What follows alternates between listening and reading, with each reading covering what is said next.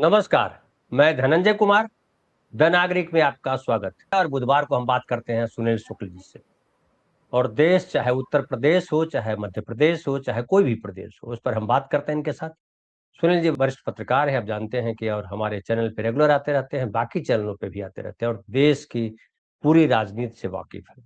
आज हम बात करेंगे उत्तर प्रदेश की। उत्तर प्रदेश की बड़ी चर्चा है। एक तो सबसे बड़ी चर्चा जो है वो एसआईटी जांच जो हो रही है राम मंदिर में, उसको लेकर के है। और सुनील जी, वो एसआईटी की जांच जो है वो आ तो गई है और सौंपी गई है किनको, ये भी बड़ा महत्वपूर्ण है। और वो क्या कहते हैं, आपके जो मुख्यमंत्री हैं, उत्तर प्रदेश के मुख्यमंत्री, को सौंपा जाना था लेकिन शायद टाइम नहीं मिला। और एक जो सीनियर अधिकारी है, एडिशनल चीफ सेक्रेटरी है संजय प्रसाद, गृह विभाग के, उनको रिपोर्ट सौंपी गई है।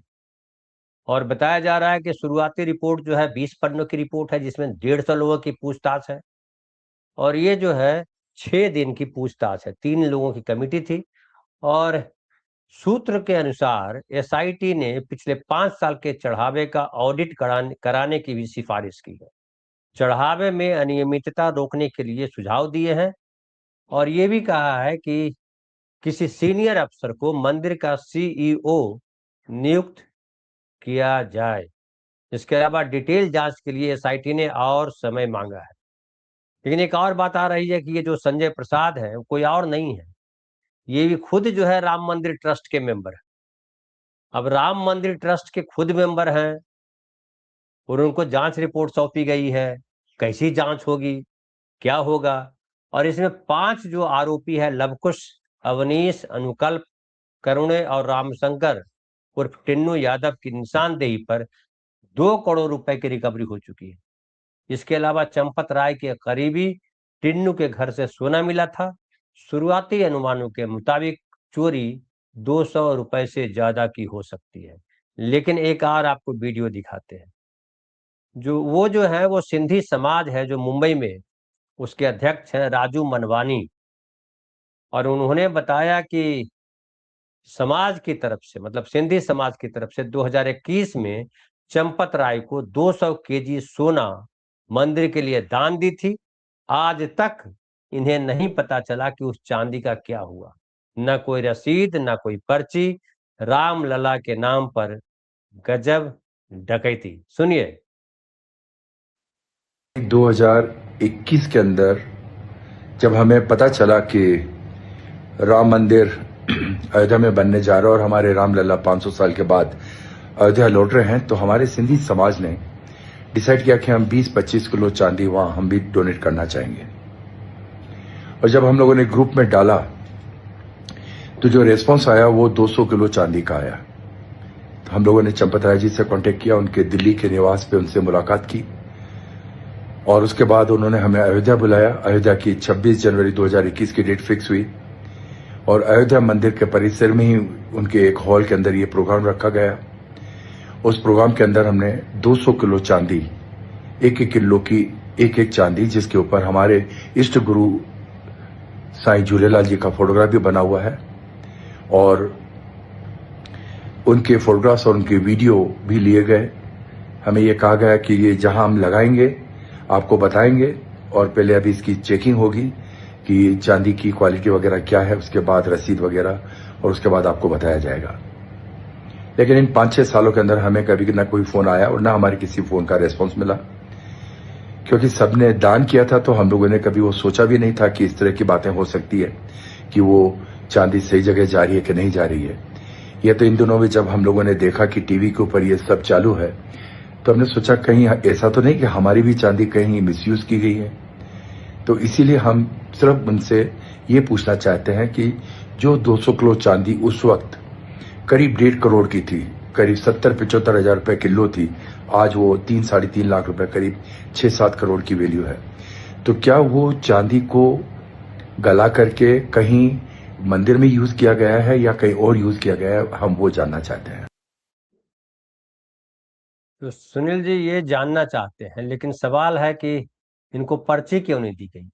जब इन्होंने 200 किलो चांदी दी, कोई संस्था चांदी दे रही है और वो जो पूरा सिंधी समाज है उसने मिल करके जमा किया पैसा और दिया, पर्ची क्यों नहीं दी गई? ये तो बेचारे भलमनसाहत में ही बात कर रहे हैं कि भाई हम जांच चाहते हैं कि हमारी चांदी का क्या हुआ, हो सकता है इस्तेमाल हुआ होगा, ऐसा भी इनका कहना है।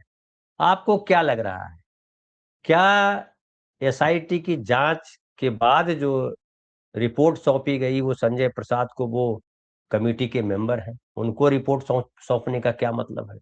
और अगर इसको मुख्यमंत्री बहुत अहमियत देते तो खुद वो रिपोर्ट लेते, या कोर्ट में किसी हाई कोर्ट के जज को सबमिट किया जाता रिपोर्ट कि ये सर एसआईटी की रिपोर्ट है, या कोई बड़े पुलिस ऑफिसर को सबमिट किया जाता है। ये क्या घालमेल चल रहा है, कुछ समझ में आ रहा है? धन्यवाद धनंजय जी। एक तो एसआईटी के रिपोर्ट के हवाले से जितनी बातें आप कह रहे हैं इसका कोई भी पुख्ता आधार नहीं है, क्योंकि एसआईटी ने जो जांच रिपोर्ट दी है उसको कहा गया है कि जो उसका कंटेंट है वो गोपनीय है, जो अधिकृत रूप से कहा जा रहा है। क्यों गोपनीय है? आपने जब प्रिलिमिनरी रिपोर्ट दे दी तो प्रिलिमिनरी रिपोर्ट के तथ्य सामने क्यों नहीं आने चाहिए? सूत्रों के हवाले से क्यों बात कही जा रही है? जो एसआईटी के प्रमुख हैं उनको ये बात को नहीं बतानी चाहिए कि रिपोर्ट में क्या है क्या नहीं है? रही बात जो अपर मुख्य सचिव गृह को दिए जाने की, ठीक है, इसमें कोई मैं अतार्किक बात में नहीं मानता। सरकार का ने एसआईटी बनाई है और तो सरकार के इस जांच के लिए अपर मुख्य सचिव गृह एक शासन के बड़े प्रतिनिधि हैं, कोई गृह मंत्री तो है नहीं, गृह मंत्री मुख्यमंत्री ही हैं। और जो संजय प्रसाद है, ये संजय प्रसाद मुख्यमंत्री के भी अपर मुख्य सचिव हैं, तो एक ही व्यक्ति दोनों पदों पर तो उनको रिपोर्ट सौंपी गई, इसमें मैं कोई बहुत निमित्ता नहीं मानता। नहीं, लेकिन ये जरूर मैं मानता हूँ कि मंदिर के ट्रस्ट के मेंबर है, यही मैं कहने जा रहा हूँ कि वह पदेन ट्रस्ट के सदस्य भी हैं, इसलिए उनको अगर इस जांच से अलग रखा, इससे रिपोर्ट से अलग रखा जाता तो ज्यादा पारदर्शिता होती और विश्वसनीयता होती, और इसको रखा जा सकता था कि आप यह जांच रिपोर्ट मुख्य सचिव को दे दीजिए, इसको अपर मुख्य सचिव गृह को देने की आवश्यकता वहां दी जा सकती थी, या सीधे मुख्यमंत्री को दी जा सकती थी, या मुख्यमंत्री के प्रतिनिधि किसी अन्य मंत्री को दी जा सकती थी। तो कम से कम देखने में लगता है कि आप ट्रस्ट के सदस्यों से इस जांच को अलग रखे हुए हैं। अन्यथा अगर ट्रस्ट के मेंबर को यह जांच रिपोर्ट दी जानी है तो फिर तो कोई अप्रिय बात तो उसमें बदलवाई भी जा सकती है, हटाई भी जा सकती है। तो जो बात ट्रस्ट एसआईटी ने कही है उसको अधिकृत रूप से कहना चाहिए था, सूत्रों के लिहाज से जो बात कही जा रही है। और एसआईटी कह रही है कि यह प्रारंभिक जांच है, प्रिलिमिनरी रिपोर्ट है, अंतिम रिपोर्ट में भी 10-15 दिन और लगेंगे। तो क्यों लगेंगे? और अभी क्या क्या जांच करना बाकी है, क्या क्या आपने जांच कर लिया, क्या क्या जांच बाकी है, उसके स्टेप बाय स्टेप भी तो एसआईटी को बताना चाहिए था, वो भी नहीं किया गया। ये गोपनीय क्यों है? क्यों इसको गोपनीयता के आवरण में लपेटा जा रहा है? तो ये बड़ा सवाल है। रही बात ऑडिट करने की, ऑडिट कैसे करेंगे आप? आपके पास ऑडिट किसका की जाती है कि आपको एक धनराशि उपलब्ध कराई गई, उस धनराशि का उपयोग प्रॉपर तरीके से नियमानुसार किया गया कि नहीं किया गया, तो वहां धनराशि की जानकारी है। यहां तो पता ही नहीं है कि कितना रुपया आया, पहले से कोई जानकारी नहीं है आपके पास। जो बक्सा आपने खुला या जो आपके सामने है वही रुपया आपके सामने उपलब्ध है, वो कम है या ज्यादा है, इसकी जांच का, इसके लिए ऑडिट कर आप करा भी लें तो उसका तरीका क्या होगा? कैसे कहा जाए कि उस ऑडिट से आप इस तरह की जो हेराफेरी है या चोरी बेईमानी है उसको रोक लेंगे? ये तो ये ऑडिट मात्र से बात तो बनती नहीं है। अगर ट्रस्ट के ही लोग उसमें शामिल रहेंगे, कोई थर्ड पार्टी जानकारी नहीं मिलेगी, तो स्वाभाविक से कौन व्यक्ति, कितने लोग आए, उन लोगों में से किन किन लोगों ने कितना कितना चंदा दिया या चढ़ावा चढ़ाया, इसके तो कोई जानकारी आपके पास नहीं है। जिन लोगों ने आभूषण भी दान किए, जो बहुमूल्य धातुएं सोने चांदी भी दान किए, उनकी कोई रसीद तो आपने उनको दी नहीं। आप कहते हैं कि जब श्रृंगार कर लिया जाएगा भगवान श्री राम का तो आपको फोटो दी जाएगी, या जो धातु आपने चढ़ाई है इसकी गुणवत्ता की जांच कर ली जाएगी, तब आपको रसीद दी जाएगी। तो वह भी, ये भी जो प्रक्रिया है ये भी पारदर्शी नहीं है।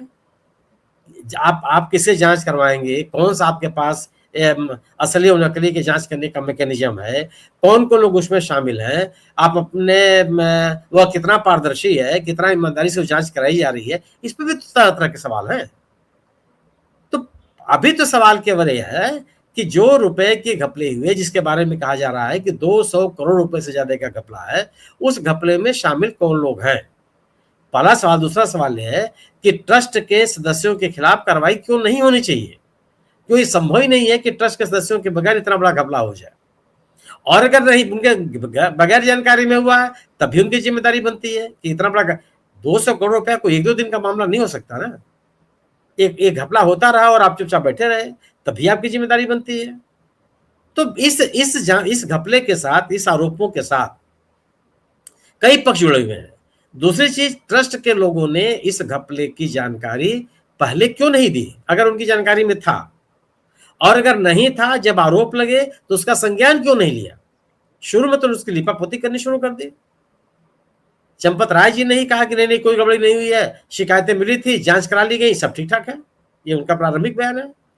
जो आज ये नृपेंद्र मिश्रा जी कह रहे हैं वो कि ये चोरी नहीं डकैती है, इनके भी प्रारंभिक रिपोर्ट आप बयान आप याद कर लीजिए, नहीं इस तरह के घपले नहीं है, अब वो कह रहे हैं कि चोरी नहीं डकैती है। तो सवाल है कि एसआईटी को क्या मामले को रफा दफा करने के लिए तैनात किया गया है या तथ्यों को सामने लाने के लिए तैनात किया गया है। जो लोग जिम्मेदार हैं उनके खिलाफ कानूनी कार्रवाई के लिए गठित किया गया है या उनको बचाने के लिए गठित किया गया, ये अहम सवाल है। और यह इन सवालों का जवाब इस बात में निहित है कि जांच का तौर तरीका कैसे चल रहा है, जांच में की जो रिपोर्ट है वो सार्वजनिक क्यों नहीं की जा रही है। अभी तक तो जो ट्रस्ट की बैठकें हुई है उनका भी जो कार्यवृत्ति है वो सार्वजनिक नहीं है। ढेर सारे लोगों को जानकारी, ट्रस्ट के लोग कर रहे हैं कि हमको जानकारी नहीं होती थी क्या कार्रवाई हो रही है क्या नहीं हो रही है। तो पूरे के पूरे ट्रस्ट का कामकाज ये संदेह के घेरे में, और यह ट्रस्ट किसी की निजी संपत्ति नहीं है, ट्रस्ट हो भी नहीं सकती है। इसमें सार्वजनिक लोगों के जो चढ़ावे हैं उसके कामकाज में शामिल है। इसलिए इस हेराफेरी की, इस घपले की जानकारी सार्वजनिक होनी चाहिए और जो लोग इसके में शामिल पाए जा रहे हैं उनके खिलाफ कार्रवाई होनी चाहिए। जांच को गोपनीय कह करके आप जांच छिपाने की कोशिश ये कतई उचित नहीं है। जी जी, लेकिन सुनील जी, जो राजू मनवानी जी का हमने वीडियो दिखाया, जो मुंबई के सिंधी समाज के अध्यक्ष हैं, और वो बता रहे हैं 2021 में उन्होंने चंपत राय जी को 200 किलो सोना दिया था। तो अगर आपने कहा अपनी बातचीत में कि वो जो है वो धातु जो है जो जमा किया है उसको चेक कराएंगे और चेक करा करके फिर आपको रसीद देंगे, अच्छी बात है कि भाई चांदी ही है कि कुछ और है, सोना ही है कि कुछ और है, ये जांच लेना बिल्कुल जरूरी है। नहीं तो रसीद दे दिया सोने का कि इतना सोना हमने प्राप्त किया और वो सोना घिसने के बाद पता चला कि ये सोना 18 कैरेट का भी नहीं है, तो पीतल है, ऊपर से पेंट किया हुआ है। तो जांच बिल्कुल जरूरी है। लेकिन 2021 में जो चांदी दी वो आज तक उसकी जांच नहीं हुई, आज तक उसकी रसीद नहीं दी गई, ये क्या बताता है? ये घपला तो ही है ना। और दूसरी चीज की मैं आपको तत्काल आप एक रसीद दीजिए, कहिए कि इसकी गुणवत्ता जांच के ऊपर निर्भर करेगी, ये रसीद दे दीजिए। आप क्यों नहीं देंगे? आप मत दीजिए, आप लिखिए कि इतने इनके दावे के अनुसार इतना है, लेकिन इसकी गुणवत्ता की जांच करने के उपरांत अब जो पक्की रसीद है वो जारी की जाएगी। कच्ची रसीद तो जारी की जाती है। सुनील जी, ये तो फिर तो एक और लोचा है। समझिए, हमने दिया आपको 200 किलो चांदी और आप बोलेंगे हम जांच करके आपको अभी रसीद दे देते हैं कि आपने 200 किलो दिया है धातु चांदी कह करके, लेकिन चांदी है कि नहीं है हम आपको बाद में रसीद देंगे। तो जब हम चले गए घर और आपने चांदी बदल दी तो हम क्या कहेंगे? आप नहीं, तो कुछ नहीं कर लेंगे ये आप भाई। नहीं, पहले तो कम से कम ये हो जाएगा ना कि आपने दिया, इसकी स्वीकृति, इसका प्रमाण मिल गया आपको। ये इसी, और दूसरा सवाल मैं ही कह रहा हूं कि जो जांच करने का तरीका है ये अभी पारदर्शी होना चाहिए। थर्ड पार्टी जांच करावेगी इसकी, वो इन्वॉल्व हो। जिस आप जब जांच करवा रहे हैं, और जांच तुरंत क्यों नहीं करवा सकते आप भाई? इतना बड़ा ट्रस्ट है।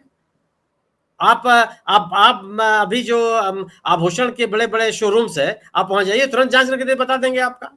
वो कहते हैं क्या कि आप कल आइएगा परसों आइएगा, आप तुरंत बैठिए, मैं आपको बताता हूँ कि आपको कितना है। ये तो और है सुनील जी कि जो 200 किलो चांदी दे रहा है वो जरूर ऐसी दुकान से लेकर के दे रहा है जो ऑथोराइज्ड है, जिसके मुहर का मतलब होता है, मुहर लगी हुई है। करेक्ट, बिल्कुल सही है। ऐसे थोड़े कि घर घर घर से निकाल के चांदी लिया और जमा किया जाके पहुंचा दिया। बिल्कुल हॉलमार्क लगा होगा, कुछ होगा इसके। वो तो बता रहे हैं कि उनके जो झूलेलाल जी की उससे प्रतिमा बनी हुई है, उन्होंने दिया था। सिंधी समाज के जो धर्मगुरु हैं उन्होंने कहा है। लेकिन यही का मैं कह रहा हूं कि जिसने जब दान दिया तत्काल उसकी जांच क्यों नहीं हो सकती? एक अरबों रुपए खरबों रुपए का ट्रस्ट है, 200 करोड़ रुपया तो घपले में चला गया, तो एक सिस्टम बना दिया जा सकता है कि एक बैंक की तरफ से कोई व्यक्ति है जो तुरंत आप जाइए ना, आजकल जो बैंक का काम की कार्रवाई हो रही है कि बैंक के आधार पर आपको आपका जो बैंक में सोना जमा है उस पर आपको लोन मिल जाएगा।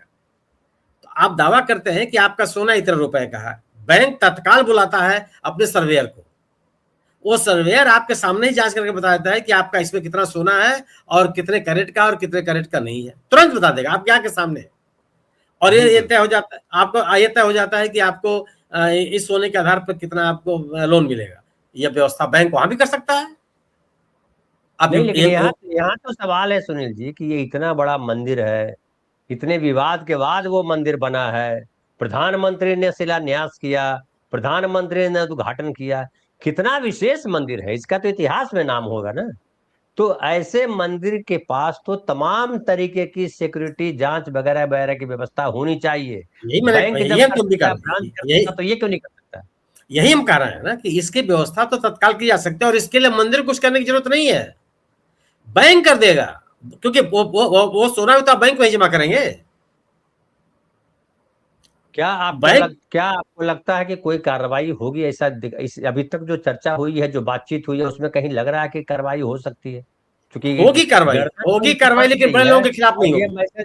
ये मैसेज अगर ईमानदारी से अगर पब्लिक तक पहुंचेगा तो जाहिर है इसमें बीजेपी का, आदित्यनाथ का, खाली चंपत का नहीं, वो आदित्यनाथ जी का भी, नरेंद्र मोदी जी का भी, सबकी मिट्टी पलीद होगी। ये खाली ऐसा नहीं है, ना ये धनंजय जी, मैं आपकी इस बात से बहुत ही विनम्रता पूर्वक सहमत हूं। चंदे को लेकर के विश्व हिंदू परिषद, राम जन्मभूमि आंदोलन को लेकर तमाम आरोप लगे हैं, सालों साल से लगते रहे हैं। भारतीय जनता पार्टी का जो समर्थक वर्ग है उसके ऊपर इसका कोई असर नहीं पड़ने वाला। दूर दूर तक वो हिंदुत्व के नारे में मस्त है, उसको इससे कोई लेना लादना नहीं कि कहां चोरी होगी कहां बेईमानी होगी। लेकिन आप जो कह रहे हैं पॉसिबल है, लेकिन जो बीजेपी को वोट देते हैं बिना ऐसे ही, भक्त उनके नहीं है वो वोट देते हैं, उन पर तो असर पड़ेगा।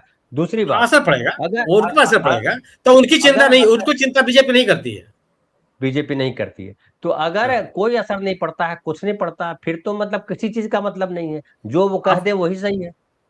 अब देखिए ना, कहीं से आपको लग रहा है क्या आज तक भारतीय जनता पार्टी के वरिष्ठतम अधिकारियों ने, पदाधिकारियों ने कोई बयान दिया?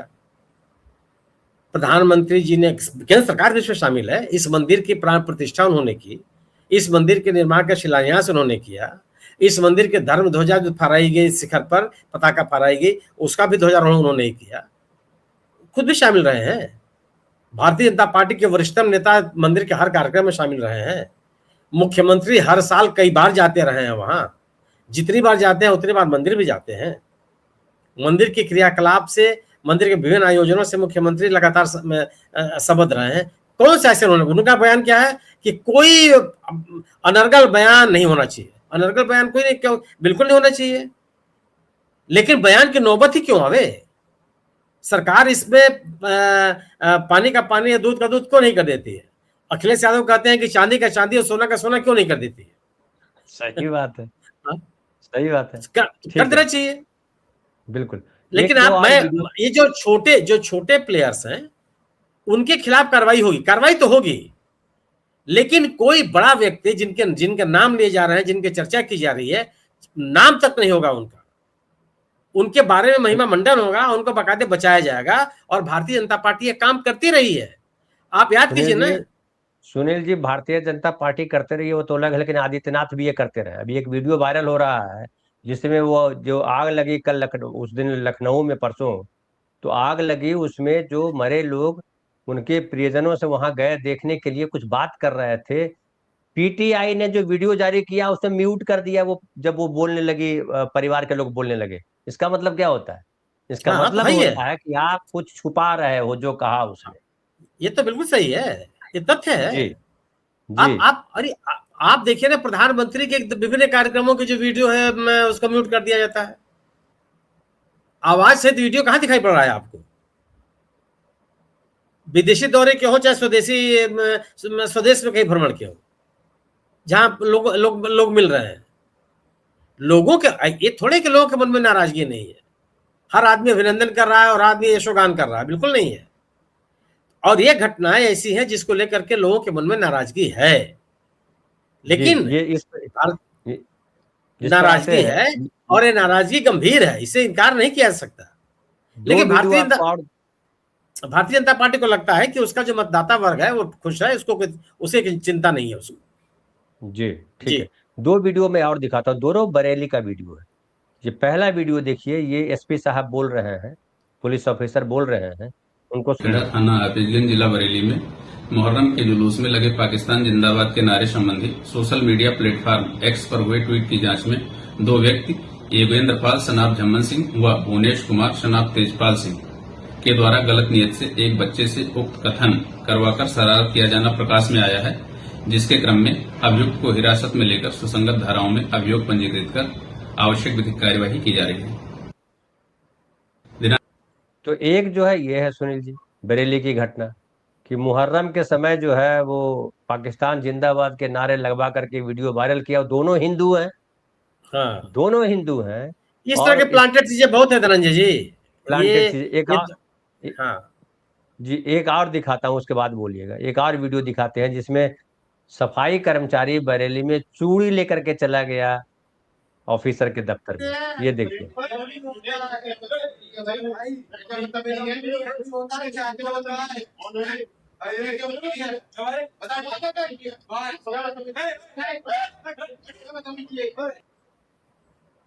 ये जो वीडियो आप देख रहे हैं, इस वीडियो में ये बरेली के नगर स्वास्थ्य अधिकारी भानु प्रकाश के मुंह पर एक सफाई कर्मचारी ने चूड़ियां फेंक कर दे मारी और कहा ले इन्हें पहन ले।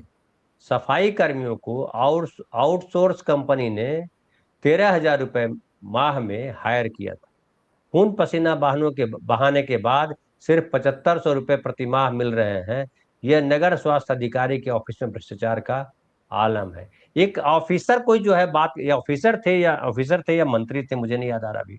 उनका एक वीडियो 8-10 दिन 15 दिन पहले एक वायरल हुआ था, जिसमें कमिश्नर को बिठाए हुए हैं और बता रहे हैं कि कर्मचारियों को, सफाई कर्मचारियों को जो कॉन्ट्रैक्ट पर रखा जा रहा है वो 7,000 8,000 दिया जा रहा है, बिल पूरा दिया जाए। ये खुलेआम हो रहा है सुनील जी, खुलेआम हो रहा है। हाँ, लेकिन कैसा ये सरकार का जो आदित्यनाथ का भ्रष्टाचार के खिलाफ जीरो टॉलरेंस, ये कैसा टॉलरेंस? ये तो हर तरफ आ रहा है कि पुलिस की गुंडागर्दी, सफाई कर्मचारी के साथ बेईमानी, बाकी तमाम चीजें, हर तरफ से खाली गुंडागर्दी दिखाई पड़ रही है। आउटसोर्सिंग में धनंजय जी सरकार को ही पता है, सर की आउटसोर्सिंग में जो पैसा निर्धारित किया जाता है एजेंसियों को नहीं, एजेंसियां अपने कर्मचारियों को नहीं देती हैं। आउटसोर्सिंग की व्यवस्था ही कर्मचारी विरोधी है। यह अच्छे मैंने क्वालिटी एम्प्लॉयमेंट नहीं है, लेकिन सरकारें बढ़ावा दे रही हैं। इसकी वजह यह है कि वह जब ये एजेंसियों के माध्यम से अपने लोगों को भर्ती भी करा लेती हैं और थोड़े इन लोगों को कुछ पैसे ही मिलते रह जाते हैं। ये कहीं भी नहीं होता आप कि जिस रेट पे कॉन्ट्रैक्ट हुआ है, और स्वाभाविक सी बात है कि आउटसोर्सिंग एजेंसी अगर पूरा का पूरा पैसा दे देगी तो उसके पास अपना पैसा कहाँ से आएगा? वो अपना कार्यालय कहाँ से, उसको कमीशन मिलता होगा ना, कुछ ऐसे थोड़े होता होगा। ये क्लियर हो, यही मैं कह रहा हूं कि ये साफ हो। ये लोग कहते साहब ये है, और कहीं नहीं मिलता, ये सबकी जानकारी में है। और सरकारों को चाहिए कि वो सुनिश्चित करें कि जो पारिश्रमिक के नाम पर जो पैसा उनको दिया जा रहा है वही उस कर्मी को दिया जाए। यहां पर आप खाते में ट्रांसफर क्यों नहीं करते हैं? क्यों आप कहते हैं ना कि बिचौलियों को खत्म कर दिया जाएगा, यहां पे नियम नहीं लागू होता है क्या? आप क्यों कॉन्ट्रैक्टर को पैसा देते हैं और कॉन्ट्रैक्टर फिर लोगों को पैसा कर देता? आप उनसे कहिए कि ठीक है, हम खाते में तुम्हारे ट्रांसफर करेंगे, तुम सबके खाते में पैसा ट्रांसफर करोगे, अपने आप समझ में आ जाएगा कि कौन कितना पैसा दे रहा है, कौन नहीं दे रहा है। और एक समय से उनको पैसा मिल जाए, ये भी नहीं हो रहा। आप अपने मोहल्ले में झाड़ू लगाने वाला जो सफाई कर्मी, उससे पूछ लीजिए कि उसके ऊपर क्या बीतती है। और हमेशा होता है कि महीना 2 महीना 4 महीना साल भर 1.5 साल 2 साल के बाद पता चला कई दिन से उस इलाके में झाड़ू नहीं लग रहा, क्या हो भाई, तो एजेंसी बदल गई, वो पैसा नहीं दे रहा है, वो जो सफाई कर्मी छोड़ के चला गया। ये स्थितियां हैं, आए दिन है, सबकी जानकारी में है, कोई इस व्यवस्था को रोकने के लिए तैयार नहीं है। और ये जो सफाई कर्मी है कम अल्प वेतन भोगी लोग हैं, अगर आप इनके वेतन में कटौती करेंगे, समय से आप इनको नहीं पैसा के भुगतान नहीं करेंगे तो उनका जीवन प्रभावित होता है। नहीं बताइए, उनका आक्रोशित होना स्वाभाविक है। 13,000 रुपये प्रति महीना पे हारी, तो 13,000 बहुत कम राशि है, और उसमें भी काट लेते हो, आधा कर देते हो, 7,500 देते हो, बताइए। सही है, ये बिल्कुल नहीं है। आप कहीं बात करके देखिए ना, लूट है ना, खुलेआम लूट है, खुलेआम लूट है। और जो वरिष्ठतम अधिकारी है और सरकार है उनकी सहमति से है ये, ऐसा नहीं कि उनकी जानकारी में नहीं है। बताइए। और ये गीत बजता रहा है कि एकदम हम ईमानदारी है, ईमानदार कर रहे हैं, राष्ट्र निर्माण कर रहे हैं, क्या क्या बकवास करते रहते हैं लोग। अब एक और आपको, आप जो कह रहे थे बड़ी सही बात कह रहे हैं कि जो है, जो भक्त है उनको फर्क नहीं पड़ता। भक्त इसलिए तो कहलाते हैं, भक्त का मतलब होता है जिसका आंख दिमाग सब बंद हो, कुछ चले नहीं, केवल कान काम करता है, और उसमें प्रभु की वाणी आ रही होती, बाकी कुछ सुनाई नहीं पड़ता। प्रभु की वाणी के अलावा कुछ सुनाई नहीं पड़ता है, कौन क्या बोल रहा है। न चीख सुनाई पड़ती है, न दुख सुनाई पड़ता है, न भ्रष्टाचार, न चोरी, न डकैती, कुछ सुनाई नहीं पड़ता, न रेप। आसाराम बापू उसके उदाहरण है, उनके भक्तों के लिए बड़ा उदाहरण। लेकिन सरकार को भी सुनाई नहीं पड़ता, सरकार भी कुछ नहीं देखती है। एक वीडियो आपको दिखाते हैं, लेकिन ढेर सारे लोग हैं जिसपे असर पड़ने लगा है, जो भक्त नहीं है, जो भक्त नहीं है उस पर सुनिए असर पड़ रहा है। एक आपको महाराष्ट्र का वीडियो दिखाते हैं, जिसमें सरकार, एनसीपी जो है, इनकी पार्टी है, जो शरद पवार जी के भतीजे अजित पवार जी की पार्टी, जो बीजेपी के साथ सरकार में है, उनके मंत्री कहीं गए हुए थे, उनके नेता कुछ बात कर रहे थे, और उस बातचीत में, वो मराठी में है वो, जिसमें वो पूछते हैं कि देश किसके हाथ में सौंपा जाना चाहिए, नरेंद्र मोदी के हाथ में या राहुल गांधी के हाथ में। तो लोगों ने कहा राहुल गांधी के हाथ में। ये जरा वीडियो सुनिए। मग उद्या राहुल गांधींच्या हातात तुम्ही देश देणार आहात का नरेंद्र मोदींच्या हातात देश देणार आहात? राहुल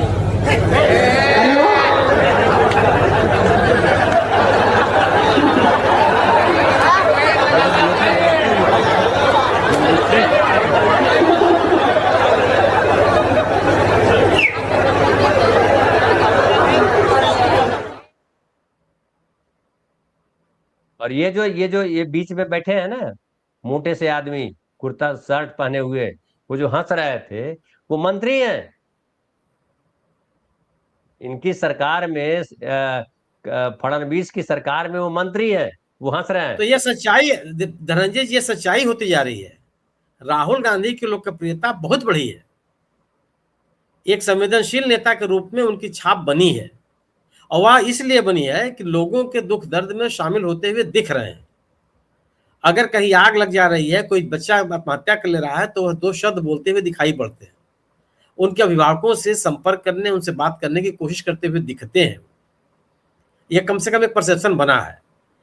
अगर इतने बड़े पैमाने पर नीट के विद्यार्थियों ने, कई छात्र छात्राओं ने आत्महत्या कर लिया, प्रधानमंत्री जी की तरफ से कोई वक्तव्य आपने देखा क्या? भारतीय जनता पार्टी के नेताओं की तरफ से कोई बात आपने सुनी?